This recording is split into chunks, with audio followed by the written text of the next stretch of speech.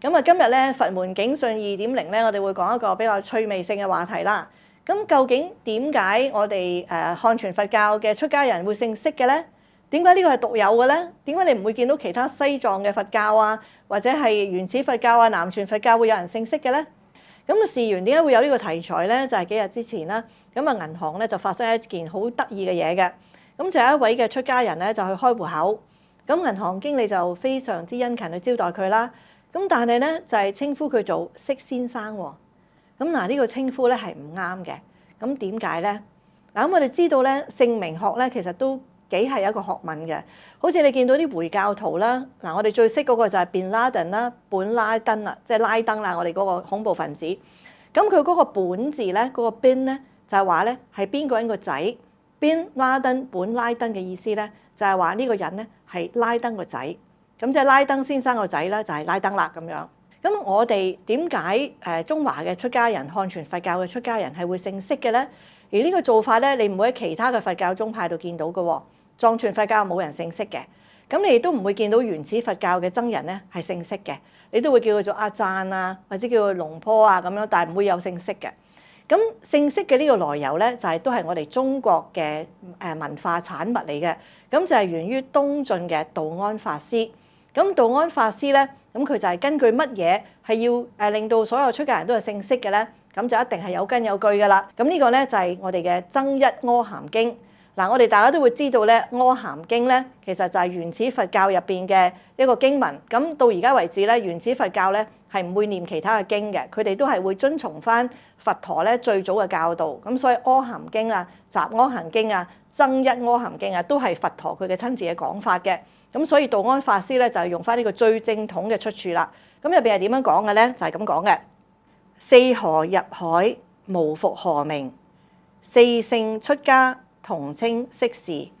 咁你見到啦，咁就話啦，有4條唔同嘅河流嚟自唔同嘅地方，但係佢哋都係入去個海度嘅。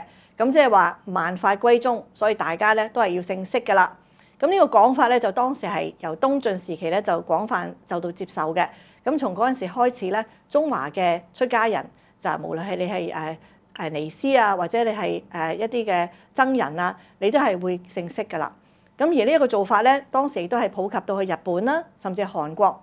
咁但係到後期咧，韓國同埋日本就冇再遵從呢一個嘅做法啦。為乜嘢咧？係因為呢個講法係有爭議嘅。無復本姓，但言沙門釋迦子。呢一個子咧並唔係兒子嘅子，而係弟子嘅子。亦都即係話釋迦牟尼佢嘅追隨者，咁所以呢個嘅講法咧，我覺得係比較正確嘅。咁喺本質上咧，你見到成為咗佢嘅弟子啦，咁即係離開咗佢本身嘅家族而成為佛陀嘅追隨者，就並唔係兒子啦。咁好啦，咁我哋又講翻啦喎，釋迦牟尼其實佢嗰個名咧，釋迦牟尼咧係佢一個嘅整體個姓氏嗰個名嘅。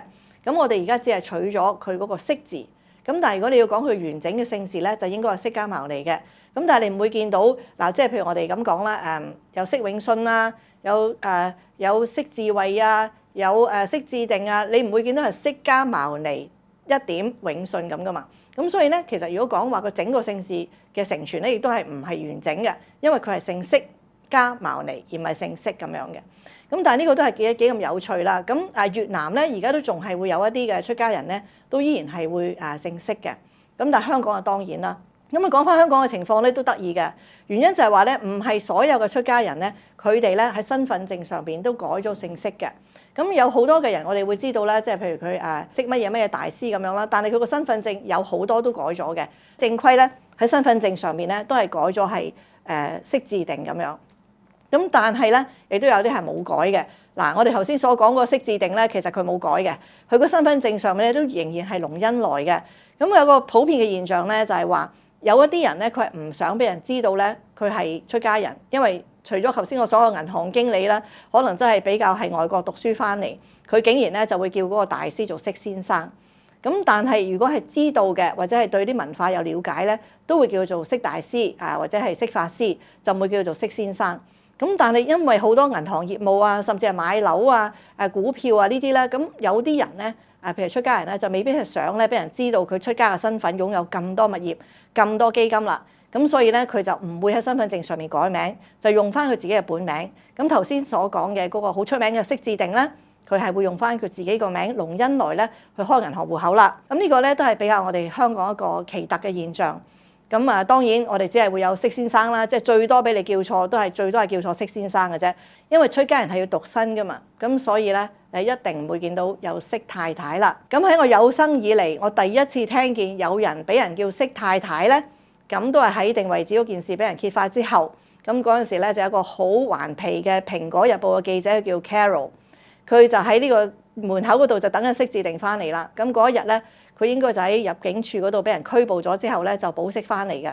咁就阿 Carol 就好大聲咁釋太太，釋太太咁叫。咁嗰陣時我記得就係好多人都好笑啊。咁啊報紙亦都引述嘅。呢個係我有生以嚟咧第一次聽見咧就有釋太太嘅。咁另外一個我覺得幾得意嘅咧就係又係我個老友啦。呢個釋學儒教授啦。我唔應該叫佢做釋學儒教授，我應該叫佢做學儒教授。咁學儒教授咧，佢就係趙樸初大居士咧，喺1960年代嘅時候咧，就喺中國內地嗰度選拔咗5個年青嘅或者係講係年幼嘅小朋友。咁呢5個年幼嘅小朋友咧，就係中國嚟即係選拔咗佢哋出嚟啦。咁就將佢哋咧就送去斯里蘭卡啦，送去印度啦，好多地方嗰度咧就學佛教嘅義理。咁就係佢哋後來當然係出家啦。咁其實佢哋好細個就出家噶啦。咁呢個就係叫做我哋嘅五比丘。咁五比丘入邊咧就包括咗最近就離世咗嘅寶蓮寺嘅方丈啦，釋淨恩啦，佢都係五比丘之一嘅。咁5個比丘入邊咧就已經有2個咧就唔喺度噶啦。咁剩翻嗰3個咧都還咗俗噶啦。咁就包括咧我頭先所講嘅學儒教授。咁佢哋當時係受到國家嘅培訓啦，咁就去到世界各地嗰度咧就學佛啦。咁到長大咗之後咧，咁亦都有一啲咧就去咗瑞士啦，去咗法國啦、英國、美國留學。咁佢哋學問係非常之高嘅。咁而當時嗰個諗法咧就係希望呢啲5個細蚊仔長大咗之後咧，就可以咧就係喺中華嘅地區啦，甚至係中國內地啦，就係弘揚佛教，就成為呢一啲佛教入邊嘅翹楚。後來咧，阿學儒教授咧，佢喺美國嘅時候咧，就識咗佢而家嘅太太啦，咁佢就還咗俗啦，咁佢就將個釋學儒嗰個名咧，就改為咗做學儒。佢啲學生會叫翻學儒教授做學生，咁所以我覺得呢一個都係好特別嘅啦。我唔記得咗問阿學儒教授，你個太太係咪姓習㗎？如果係咁，咪學習聯婚都係叫做喺名字學上面咧幾得意嘅。咁當然我哋都會知道咧，學儒教授佢唔係姓學㗎嚇。咁正如咧釋迦牟尼呢個釋字咧，亦都唔喺我哋嘅百家姓入邊嘅，即係你喺中華百家姓入邊，你唔會見到有姓釋嘅呢個名㗎啦。咁因為你知道佢點嚟㗎啦，係一個譯音嘅第一個字，亦都係因為當時東晉嘅道安法師，佢就諗我哋要去追隨佛陀啦。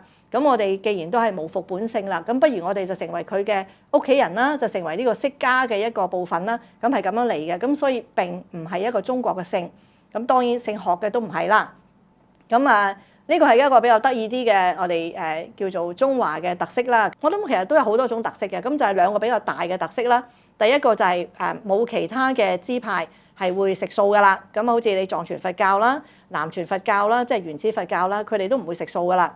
食素咧就因為梁武帝傳入嘅，咁所以我哋中華佛教特色咧就係食素嘅。第二個咧就係我哋中華佛教嘅特色咧，我哋嘅出家人係姓釋嘅。咁大家就知道呢個來由啦，咁當係一個趣味性嘅知識啦。